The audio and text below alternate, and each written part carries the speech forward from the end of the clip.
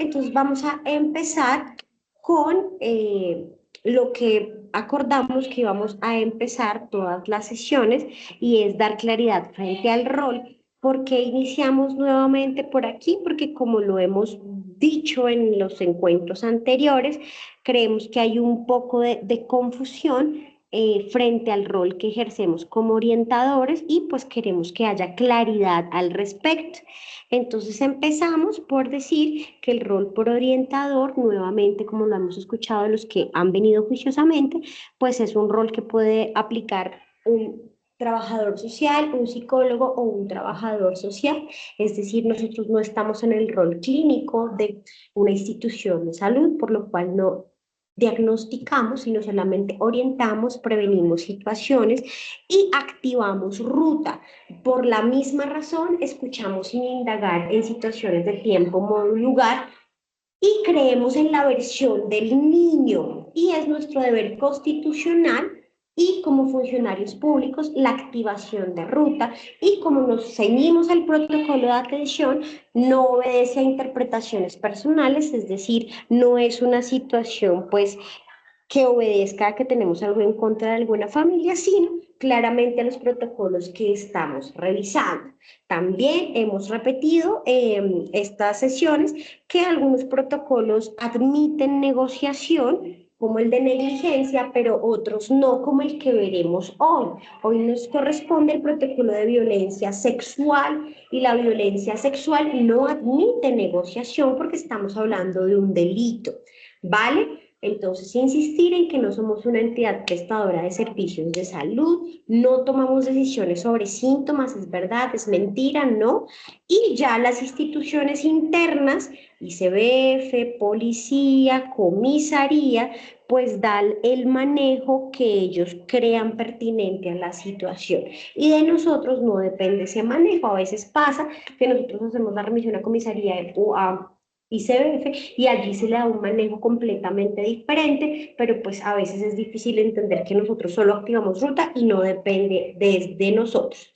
Nuevamente para recordarles que el sistema de alertas es un sistema de información, la palabra alerta suena punitiva, pero así se llama, donde se registra la información de interés para que los niños, niñas y adolescentes reciban la ayuda que necesitan y este sistema de alertas está creado por la ley 1620 de convivencia escolar y pues es de sensible manejo esta información, por lo cual no todas las personas del colegio tienen acceso a la misma. ¿Listo? Terminada nuestra introducción diaria, entonces vamos a pasar al protocolo que nos compete el día de hoy. El día de hoy decidimos hacer una presentación también, pero quiero hoy que miremos el documento tal cual como se presenta. Si alguno de ustedes ha descargado el protocolo, y lo tiene a la mano y lo quiere revisar mientras charlamos, este protocolo que vamos a revisar el día de hoy está en la página 64. ¿Listo? Para que lo tengan presente. Entonces vamos a iniciar con unos términos claves de la presunta violencia sexual. Recordemos que es presunta violencia porque nosotros tenemos las condiciones para decir si el evento ocurrió o no, pero si hay un factor de riesgo debe hacerse la verificación. Entonces, en el protocolo vamos a encontrar la tipología de acuerdo a la ley 1620, que es la de convivencia escolar, donde esta es una situación de tipo 3. Ya vimos las situaciones en el primer encuentro, es decir, donde hay un posible delito, ¿vale? Y es posible porque nosotros, insisto, no podemos decir en si es verdad o no, si es culpable o no, y en su decreto reglamentario. Cuando veamos las definiciones de los tipos de violencia, estas están ceñidas a nuestro código penal. Y entonces hay unas condiciones de ocurrencia bien importantes que hacen que la ruta se active de forma diferente. Por ejemplo, la edad. Y entonces en Colombia, la edad donde para nuestra constitución y para nuestras normas una persona puede tomar decisiones sobre su cuerpo es los 14 años. Luego entonces toda conducta sexual que ocurra en el marco de ser menor de 14 años, se debe tomar como una presunta violencia porque esa persona no está en la capacidad de decidir ni de tomar decisiones sobre su cuerpo, ¿vale? Otra condición que se tiene en cuenta es la asimetría. Entonces, en las condiciones de asimetría, hablamos de esas condiciones de poder. Entonces, si es diferente que el niño me cuente, mire, yo juego con mi primita de 5 años y yo también tengo 5 años y nos hemos tocado las partes íntimas. Miren, ahí no hay una condición de asimetría porque tienen la misma edad y cognitivamente, es decir, en su estadio de desarrollo están igual, pero habría una condición de asimetría si la misma niña de 5 años me dice que juega este juego, valga la redundancia, con su primo de 17 años o con su tío de 30 y tantos. Entonces, la asimetría o las relaciones de poder hacen referencia a esas condiciones que hacen que una persona esté en capacidad inferior de decidir o de entender lo que está haciendo. ¿Listo? Y la otra condición de ocurrencia, ojo aquí, es la intención. Entonces, volvamos al ejemplo de los niños pequeños. Los niños pequeños puede que no tengan una intención sexual, sino una intención de juego. Entonces, hay niños que se tocan la colita, ¿cierto? Y se ríen, pero no hay una intención sexual. Cosa diferente que ocurriría con niños de sexto, séptimo, octavo, décimo, que pase y le toque la cola a una niña.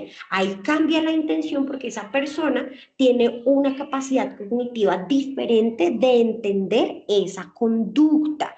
Y entonces esas condiciones de ocurrencia son las que nosotros miramos para decidir qué hacer. También, ojo con esto, volvamos a los niños pequeños, y es que cuando se presentan conductas que claramente pueden tener una conducta sexual, como por ejemplo bajarse los pantalones, tocarse las partes íntimas por debajo de la ropa, y son niños muy pequeños, puede ser que el niño no entienda con claridad que eso es un abuso porque está muy pequeño, pero ahí entramos a verificar, no nosotros, sino las entidades externas, qué pasa con ese niño, y eso particularmente se toma como un posible abuso, porque si el niño emite comportamientos que no debería emitir, para los cuales no está preparado para entender, pues ahí la intención no es clara y necesitamos activar el protocolo como lo veremos más adelante. ¿Listo? Vamos entonces a volver a nuestro protocolo, que lo tenemos abierto por acá. ¿Listo? Entonces, volvemos entonces a la definición según la tipología, ¿cierto? Y entonces aquí empezamos a ver las definiciones. Entonces empezamos por violencia sexual. Entonces, ojo, en la violencia sexual es la categoría grande. Y entonces es ese acto o comportamiento que se ejerce contra un menor de edad, no menor de 14 años solamente, sino menor de edad, en el cual no solo se utiliza la fuerza, sino la coerción, la amenaza, el juego o confundo a ese niño. ¿Listo? Pero la violencia sexual es la categoría grande. Dentro de la categoría de violencia sexual, como encontramos más adelante en el protocolo, pues hay unas tipologías. Y en esas tipologías se tienen en cuenta las variables que les estaba explicando antes. Entonces, la primera que nos mencionan acá son los actos sexuales. Entonces, en los actos sexuales no hay penetración, ¿vale? Pero incluye caricias, tocamientos, besos, y aquí nos clarifican en contra de la voluntad de esta persona. O se nos clarifica que no necesariamente se debe usar la fuerza. Si el niño o la niña está siendo tocada, aunque no diga que no, pero se siente incómodo, tiene miedo, y aunque esto suceda en un juego y no se use la fuerza, igual es un acto sexual, porque el niño se siente incómodo y no entiende lo que está pasando. Entonces, esto es importante tenerlo en cuenta. En los actos sexuales, así como en las otras tipologías de violencia sexual, no necesariamente siempre se usa la fuerza, a veces se usa la manipulación. Entonces, ven, jugamos a este juego en el cual te hago cosquillas en tus partes íntimas. Y entonces, por eso, cuando hablamos de promoción, de abuso sexual, es tan importante ponerle nombre a las partes, no florecita, no vagina, pene, testículos, porque de esta forma mitigamos que hayan formas de violencia en la cual se confunde al niño y no se usa la fuerza, ¿vale? Otro tipo, seguimos en el protocolo textual, otro tipo que existe de violencia es el acceso carnal. Y el acceso carnal sí tiene penetración, pero ojo acá, no solamente la penetración del miembro viril en una vagina, sino también hay penetraciones de otras formas, con objetos, con la lengua, con los dedos, ¿no? Y entonces allí, pues este tipo de violencia, como veremos en el protocolo, cuando entremos a los pasos, este tipo de violencia en específico requiere que se haga la activación inmediata de línea 123 para que se haga la recolección de pruebas, ¿no? Y entonces puede ser mediante el uso de violencia cuando es menor de 14 años, mayor, perdón, de 14 años, pero es un agravante cuando es menor de 14 años y pues esa persona tiene una incapacidad de resistir o se le amenaza, se le chantajea, ¿vale? Otras formas, la explotación sexual de niños, que esta tiene un protocolo aparte. ¿Listo? Esta la mencionamos dentro de los tipos de violencia sexual, pero tiene un protocolo aparte. ¿Por qué tiene un protocolo aparte? Porque hay muchos actores involucrados. Entonces, la explotación sexual se le piden, este niño recibe favores, ¿no? Dinero, regalos, y se trata como mercancía a cambio de fotos, favores sexuales. Y entonces este tiene protocolo aparte porque también identificar este tipo de situaciones a veces es difícil. La niña o la niña de 17, de 16 años que tiene iPhone y que tiene un novio de 40 años, mire, probablemente esa niña se sienta enamorada y se sienta protegida y no es consciente de lo que está pasando. Entonces, esta explotación sexual tiene otro protocolo y tiene otra ruta. Solo la vamos a mencionar, pero no aplica para esta ruta. ¿Listo? Y aquí venimos con estas formas más sofisticadas, ¿no?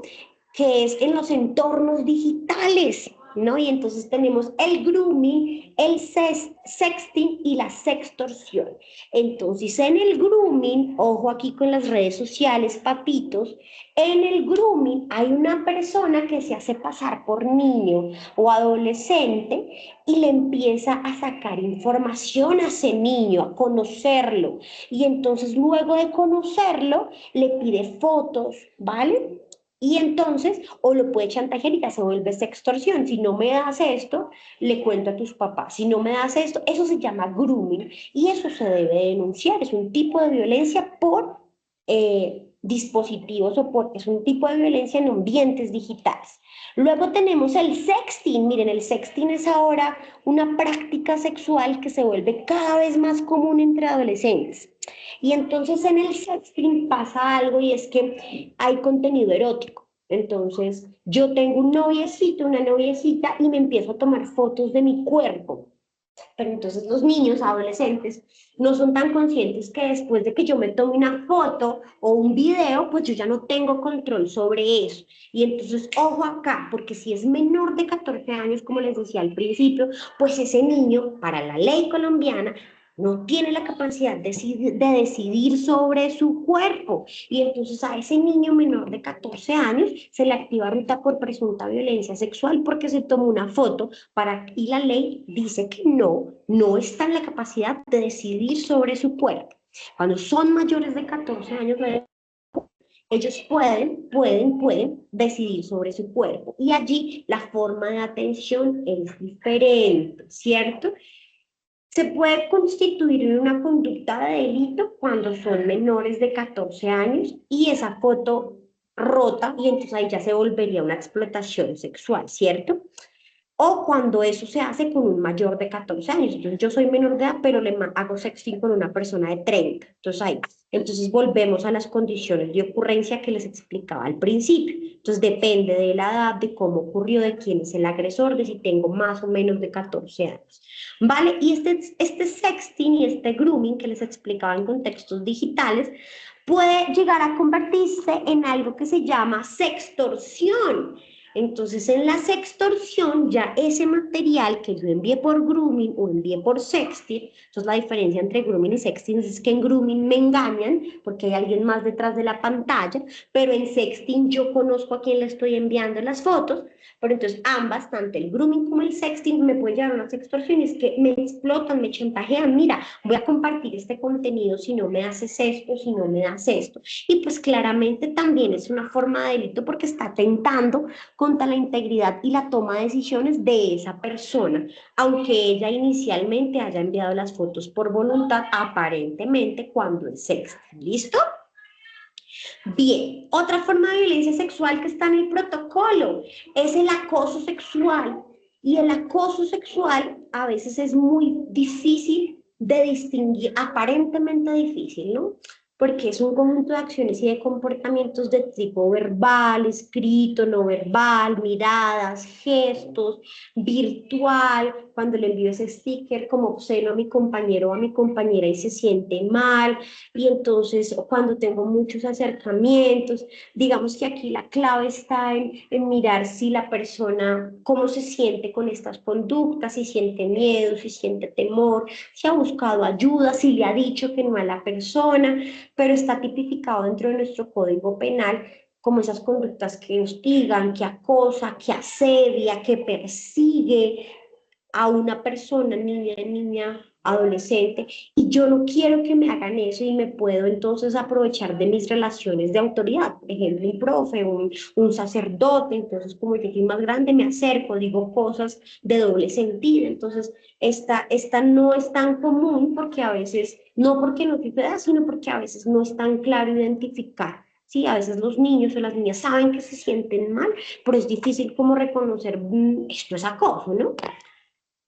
Bien, otra forma de violencia sexual es el matrimonio temprano, también está tipificada y es esa unión oficial o de hecho con una persona, ¿cierto? Cuando ambos son niños, ¿cierto?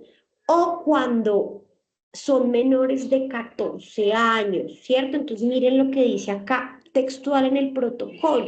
Si bien en Colombia este tipo de uniones está permitida en menores de 14 años, siempre y cuando sean mayores de 14 y cuenten con la autorización de su papá o su mamá. Si no, es ilegal. Y si es menor de 14 años, es un delito y se debe poner en conocimiento de las autoridades competentes. ¿Listo? Aquí nos mencionan una que se llama matrimonio servil y tiene que ver más un poco como con una explotación, ¿no? Y entonces, por ejemplo, esto sucede mucho en estas niñas que se traen de los pueblos, alguien se enamora, se las trae, las tiene como para que estén en casa, pero también accede a ella y tienes hijos. Bueno, esto no es tan común, pero entonces yo obtengo beneficio de ese niño o niña a cambio de, no sé, prometerle estabilidad y me aprovecho como de esa vulnerabilidad. Este no es tan común y también está dentro de las violencias por explotación sexual.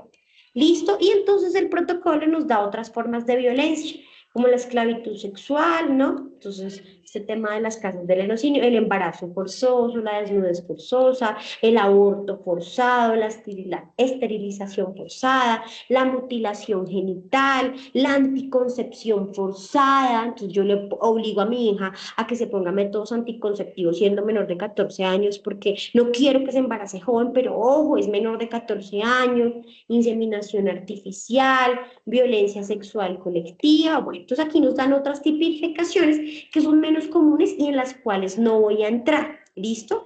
Entonces, es importante que tengamos en cuenta esto. Cuando un niño, no sé si hasta aquí tengamos alguna pregunta, recuerden que pueden hablar por el chat, que pueden levantar la manito y las activo el micrófono. Este tema de la violencia sexual es bastante extenso y pues creo que no es un tema de interés público. ¿Alguien tiene alguna pregunta hasta el momento, algún comentario, algo que no haya quedado claro o podemos seguir?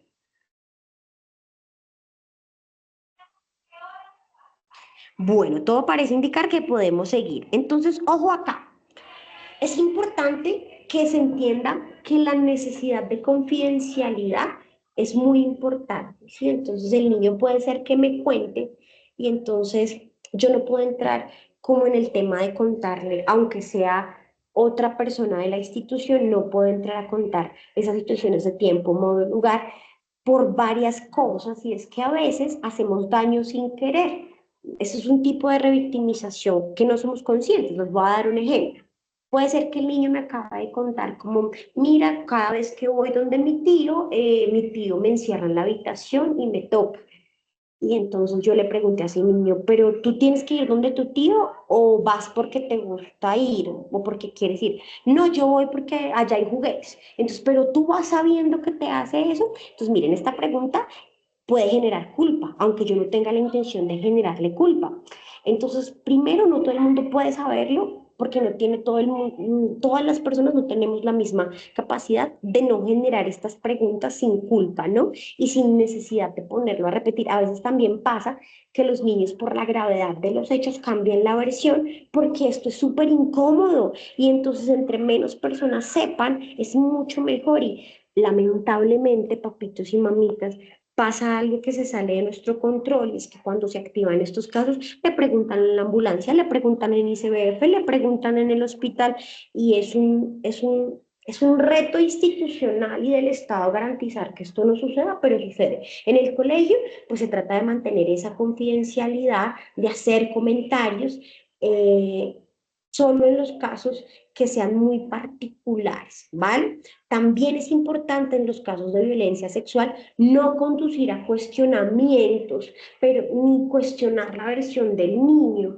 Ayer me dijiste que fue por la noche, hoy me dices que es por el día. Nada, eso no importa. ¿Por qué? Porque miren, si lo hablamos desde la parte clínica como tal, el niño puede estar confundido por el mismo trauma. Y dos, nosotros no estamos en ese rol para saber si es verdad o es cierto. Entonces yo no puedo generar cuestionamientos. Si debo creer en la versión del niño, porque puedo generar culpa, puedo generar mayor confusión, y entonces solo la entidad de salud en la cual sí se ejercen funciones de psicología, de trabajo social, de medicina en ese rol, pueden entrar a mirar qué sucede allí. Nosotros no. El reporte es confidencial y esto es muy importante. La cuarta cosa en la que quiero hacer resaltar es que el reporte no se debe minimizar ni se le debe restar importancia, ¿vale? Y también en Colombia los delitos sexuales no prescriben. Si a la niña tiene 15 años y la abusaron a los 5 años y no le ha dicho a su mamá y no ha recibido proceso psicológico, proceso que le restaure esos derechos y ese desarrollo integral, se debe activar la ruta, aunque haya sido años atrás. ¿Por qué? Porque esa persona requiere ayuda, requiere proceso y nosotros como institución no podemos brindárselo y no podemos hacer más allá de activar la ruta para que reciba esa ayuda que necesita. Estos 4 puntos que están acá están tomados textuales del documento que estábamos revisando. ¿Listo? Una vez el orientador, la rectora, la persona que se delegue sabe esa presunta vulneración, no se debe vulnerar, no se debe revictimizar y se debe hacer el protocolo. Este no se negocia. Acuérdense de lo que les explicaba al principio. Hay protocolos que admiten negociación y otros que no, ¿vale? Bien, es importante indicar que en todos los casos yo tengo la obligación de presentar el reporte y la denuncia ante las entidades y debo llamar a ese familiar. Como les explicaba hace del año pasado, ayer en mi protocolo de violencia. Pasa exactamente lo mismo acá. No sé si están conectados los mismos de ayer, pero ayer SACEC nos explicaba como, miren, si el agresor, el presunto agresor es un familiar con el que el niño vive, pues yo no puedo llamar y de hecho la ruta cambia al igual que la de ayer, porque yo no puedo dejar que ese niño o esa niña se vaya para la casa donde está el presunto agresor, así a mí no me conste, todo es presunto, porque puede vivir una nueva violencia y todo lo actuamos desde la presunción y no tomamos decisiones de si es verdad o es mentira, entonces activamos protocolo. ¿Listo? Obligación, y la obligación de denunciar proviene del artículo 95 de la Constitución Política de Colombia y de la Ley 1146 del 2007 en su artículo 12, en el cual nos obliga como servidores públicos y en este caso como docentes a denunciar las situaciones. ¿Listo?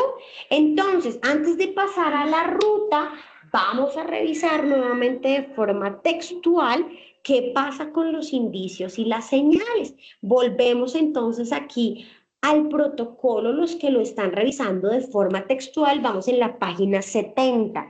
Señales o indicios para identificar ese presunto o esa presunta violencia sexual. Entonces tenemos unos físicos como la dificultad para caminar, la dificultad para sentarse, presencia de brotes, ¿no? Marcas en el cuerpo, moretones, dolor o heridas en el que llegue con dolor, que tengan alguna irritación y le digan al profe que le duele, no porque el profe lo revise, porque claramente eso está prohibido por la ley, que tenga como sustancias en la boca, brotes en la boca, o que el niño tenga, por ejemplo, enfermedades de transmisión sexual.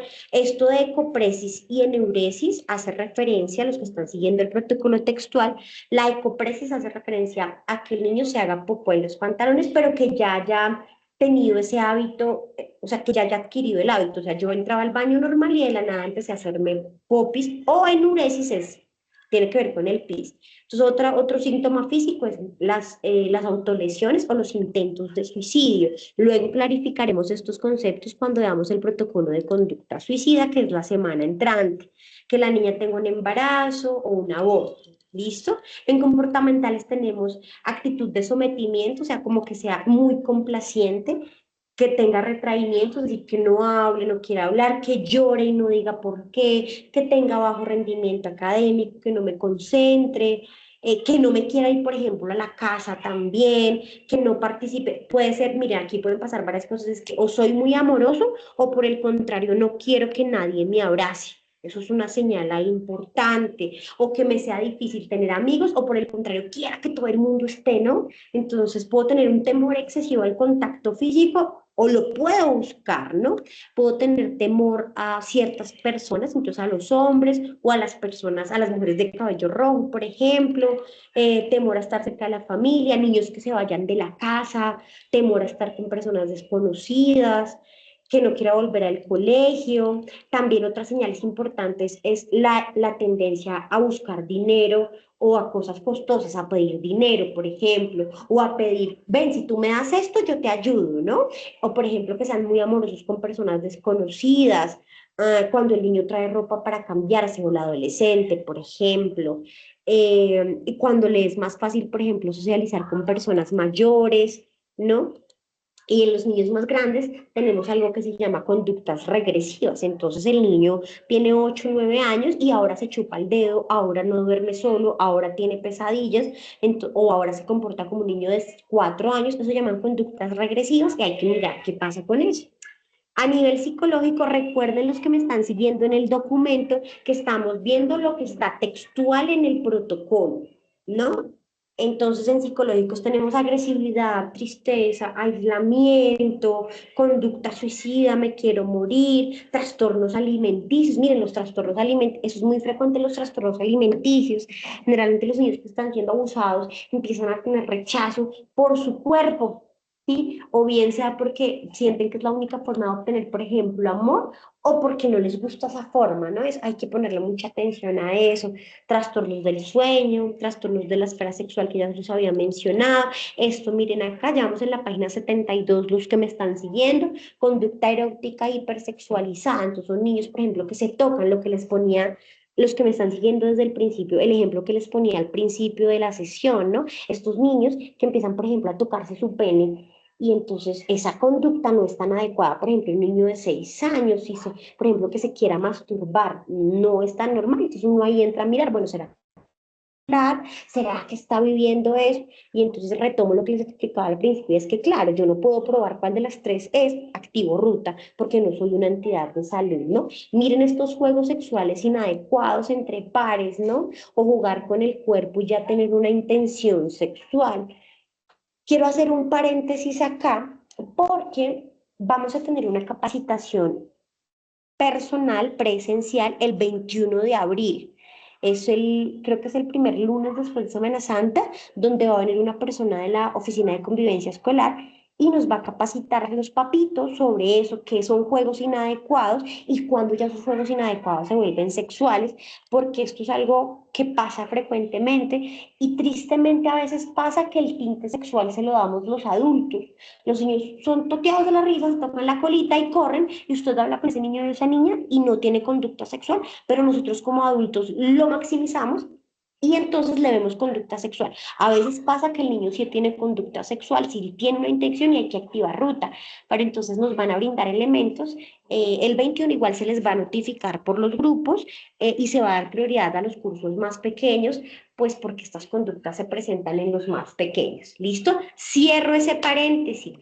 Otro síntoma psicológico es el intercambio de fotos o estas niñas, mírenlas, eso es muy común en los adolescentes. ¿Qué pasa cuando los adolescentes se toman fotos con poca ropa? No necesariamente enseñan sus partes íntimas, pero con poca ropa. Algo pasa, miren, esa niña o ese niño que lo hace está buscando algo, sí, o atención, o amor, o ya lo ha hecho antes. Hay que ponerle atención a eso. Y ojo también en la edad, cuando es menor de 14 años, volvamos acá, y tiene sexting, eso es un presunto abuso sexual. ¿Por qué? Porque el niño menor de 14 años no tiene la decisión de decidir sobre su cuerpo. ¿Listo? También tenemos agresión sexual a otros niños, entonces que vienen y hacen comportamientos no tan adecuados, también hay que ponerle atención a eso. O cuando tienen confusión en su orientación sexual, ¿vale? También, vamos, aquí hay unos factores de riesgo, ¿no?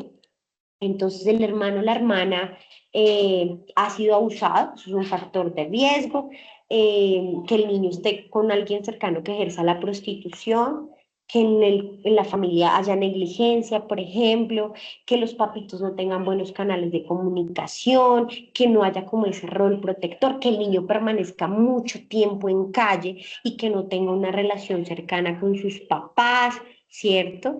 Que el niño o alguien cercano consuma drogas, que en la casa hayan personas ajenas a la familia, que sea desplazado, por ejemplo, estas casas donde duermen todos con todos, 5 en una cama, eso es un factor de riesgo para que haya violencia sexual. También que tengan acceso a información, a celulares, todo esto es tomado del protocolo, los que me siguen, ¿vale? Vamos en la página 73. Síntomas comportamentales, pues que yo toque, que sea intrusivo, que ofenda, que ridiculice, que le invada el espacio personal a otra persona, ¿vale? Y entonces hasta aquí van los síntomas y ya pasamos a la ruta. Acuérdense entonces, papitos y mamitas, que el protocolo nos da como una serie de síntomas que pueden ser, pero a veces en la vida real encontramos otros síntomas que a veces no están en el protocolo, pero yo que ya cuando uno indaga probablemente tengan que ver con esa situación. ¿Listo? Vamos entonces a la ruta. Como hemos explicado en los días anteriores, las rutas tienen varias formas de iniciar. Entonces, están en amarillita. Esta tiene 5 formas por las cuales se puede empezar. Entonces, la primera es que la niña tiene algunos síntomas y alguien se percató, ¿cierto? Y entonces indagamos y nos damos cuenta que sí. La otra, la segunda, es que la misma niña o el mismo niño reporta, me pasó eso, ¿vale? Esa es otra forma. La tercera sería que alguien del colegio, de la comunidad, un papá, un vecino, una profe, diga, mire, yo sé que a este niño adolescente le pasó esto. ¿Vale? La cuarta es que se identifica en la flagrancia, perdón, y es que nos damos cuenta que sucedió al interior del colegio y que la situación es reciente, ¿no? Y la quinta es que se encuentra en estado de embarazo. Y si ingresa por esta quinta, el protocolo cambia porque las situaciones de embarazo tienen un protocolo aparte. ¿Listo? Entonces, en el paso 1, por acá los viendo, entonces identificar las situaciones o los indicios de presunta violencia, que puede ser por esas 5 entradas. El paso 2, obtengo más información sobre la situación, teniendo en cuenta lo que les expliqué. No revictimizo, no cuestiono, no ahondo, ¿cierto? El tercero, elaboro el reporte, ¿cierto? Elaboro un reporte. Y contacto a la familia que puede ser, al familiar que puede ser garante de derechos. No puede ser el agresor en caso de que sea mayor de edad en el paso 4. En el paso 5, busco ayuda de la policía, ¿cierto? Del 1, 2, 3 y envío oficio para la EPS. Ojo acá, al activar aquí pasa algo que está fuera de nuestro control, es que uno llama a la policía y llega, tiene que venir el policía de infancia y adolescencia y resulta que no, que llega policía, la otra policía que no sé si tenga un nombre especial y entonces es grave porque ellos no nos pueden ayudar cuando son menores de edad y entonces es un reproceso grandísimo que a veces no depende de nosotros. Bien, otro punto a clarificar, cuando uno llama al 123 el 123 manda dos tipos de ambulancia. A veces manda un equipo de salud mental, lo vamos a ver también cuando veamos el protocolo de conducta suicida, y verifican si la alerta es real y si el niño necesita traslado. Nunca nos ha pasado en el colegio que nos digan, no, no es grave, no necesitamos trasladar. Llegan, evalúan si la situación es grave, trasladan, y ahí sí llaman a la ambulancia que tiene capacidad de traslado y equipos. Entonces a veces llegan dos ambulancias, eso no depende de nosotros, sino de la evaluación que la primera ambulancia haga el caso. ¿Listo? Lo sexto es que se traslada al niño a la entidad de salud más cercana y eso ya lo hace la ambulancia o cuando la mamá, por ejemplo, cuando el niño no está en riesgo y el abuso fue hace muchos años y ya no está en riesgo, a veces desde el 123 nos dicen que no necesitamos traslados, sino que esa mamá y ese papá deben comprometerse a activar esa ruta, o sea, pueden desplazarse solos, irse solos al médico, pero a urgencias en este caso, pero solo si no está en riesgo en ese momento el niño. ¿Listo? Ese es el paso 6. Vamos en el paso 7. Entonces, en el paso 7 se reporta o ahí se ve cuando la víctima es menor de 14 años, la víctima, o a comisaría cuando pues es mayor de 18 y hace parte del medio familiar. Sin embargo, quiero contarles aquí otra cosa y es que esto se actualiza mucho, creo que lo hemos dicho en los encuentros pasados, y es que a veces cambian de competencia, entonces no, es a partir de julio ICBF solo violencia sexual y comisaría solo violencia física. Entonces, los orientadores tenemos encuentros mensuales donde nos actualizan a quién reportar que ICBF o a comisaría de familia, pero digamos que tratamos de hacerlo en el momento a quien se haya dado la instrucción, pero se debe reportar como indica el caso 7. ¿Listo? Y entonces aquí entramos en estas moraditas, no sé si alcanza a ver o si están viendo el protocolo, que es en la página 73, y entonces aquí me hacen preguntas clasificatorias. ¿El presunto agresor es funcionario del colegio, sí o no? Si sí, tiene una ruta diferente, si no, tiene otra ruta. Me hacen otra pregunta de filtro. ¿El presunto agresor es mayor de 14 años, sí o no? Y ahí también, si sí una ruta y si no otra ruta. Otra pregunta filtro. ¿El presunto agresor es mayor de 14 años, sí o no? Porque entonces si es menor de 14 años, ambos son víctimas. Ojo acá, si la agresión o las conductas sexuales inadecuadas son entre dos niños menores de 14 años, ninguno de los dos es victimario, ninguno de los dos, porque ambos son menores de 14 y legalmente ambos necesitan ayuda, ambos necesitan protección y a ninguno de los dos nos puedo reportar como responsable. Porque el niño menor de 14 años le debemos procurar la garantía de derechos. Si es mayor de 14 años, pero menor de 18, pues entonces ya se reporta o ya se inicia el protocolo para presuntas situaciones de responsabilidad penal adolescente, que eso tiene un protocolo aparte que lo vamos a ver también la otra semana, o mañana, no recuerdo, la otra semana.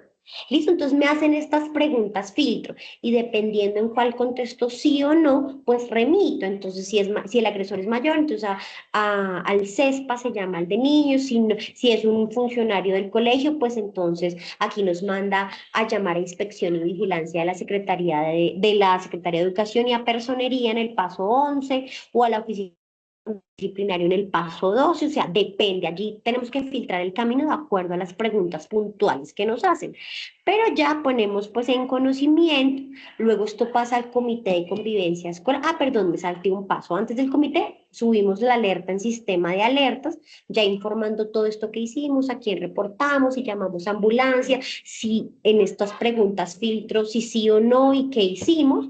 Luego, como 14 pues pasa al comité de convivencia, donde se discute. Recordemos que entonces, como vimos en nuestra primera presentación, el comité de convivencia escolar, pues se toman decisiones de acción, promoción, prevención, vamos a hacer estos talleres, vamos a, ¿no? Y ya, pues en el 15 pues se le busca apoyo a esta familia, aunque eso lo hacen las entidades externas. Si ya no hay nada más, pues se cierra el caso o se hace seguimiento. ¿Listo? Y ahí tenemos la ruta con 18 pasos y 5 preguntas filtro y 5 formas de ingresar. ¿Listo? No sé si hay alguna pregunta, alguna duda, algo que no haya quedado claro, sugerencia.